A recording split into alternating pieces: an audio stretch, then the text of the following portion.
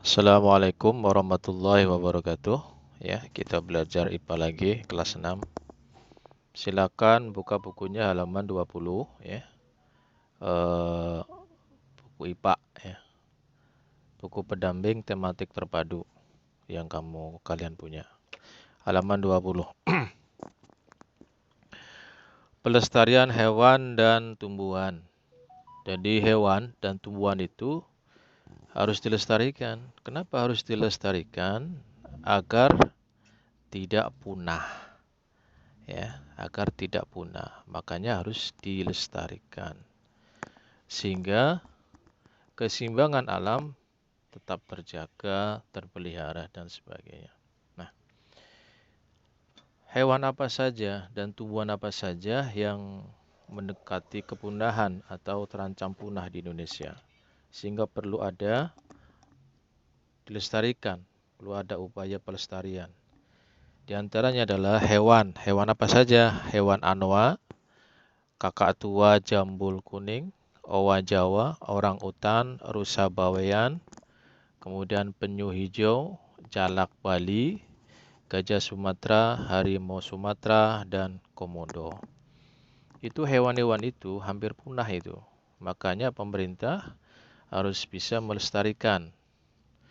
Kemudian tumbuhannya apa saja? Tumbuhan yang harus dilestarikan lantaran mendekati kepunahan tumbuhan ini atau terancam punah di Indonesia apa saja? Yang pertama adalah pohon ulin, damar, tumbuhan tembesu, tumbuhan bayur, tumbuhan jelutung, tumbuhan anggrek larat, kemudian bunga bangkai, Rafflesia arnoldi, kemudian tumbuhan cendana dan tumbuhan edelweiss.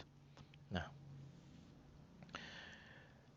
hewan dan tumbuhan juga ini berperan penting ya dalam ekosistem kehidupan.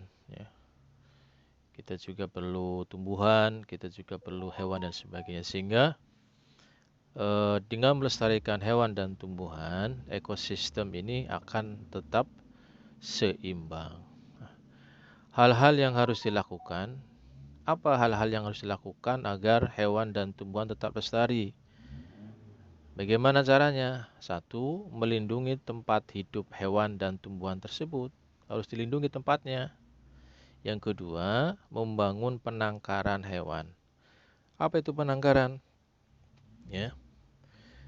Jadi istilah tempat-tempat khusus hewan tersebut gitu. Jangan sampai kemudian tempat tersebut tidak sesuai dengan hewan tersebut, nanti malah mati. Ya. Yang ketiga, harus mengembangbiakan tumbuhan dan hewan juga ya. Artinya apa? Biar tidak terjadi kepunahan, dikembangbiakan tumbuhan tersebut. Kemudian melarang perburuan dan kepemilikan satwa yang dilindungi. Nah, perlu kalian ketahui bahwa pelestarian hewan dan tumbuhan itu bisa dilakukan secara in situ dan ex situ. Apa itu in situ?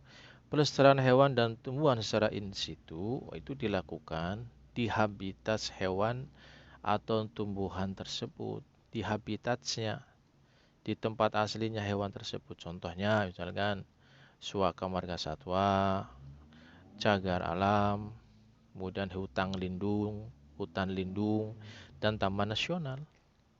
Nah, itu contoh pelestarian hewan dan tumbuhan secara in situ. Ada lagi pelestarian hewan dan tumbuhan secara ex situ. Apa maksudnya? Pelestarian hewan yang dilakukan di luar habitat hewan atau tumbuhan tersebut.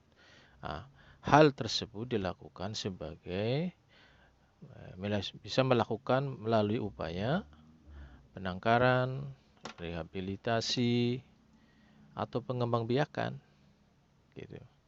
Dikembangbiakan hewan tersebut atau tumbuhan tersebut. Contohnya ya yang termasuk ex situ itu adalah apa? Kebun binatang. Nah, kebun binatang itu termasuk pelestarian hewan secara ex situ. Kebun botani, kemudian taman safari. Siapa yang pernah ke taman safari? Nah, itu termasuk pelestarian hewan dan tumbuhan secara ex situ dan juga penangkaran, ya. Nanti di akhir video ada soal yang kalian harus jawab. Ya, terima kasih. Assalamualaikum warahmatullahi wabarakatuh.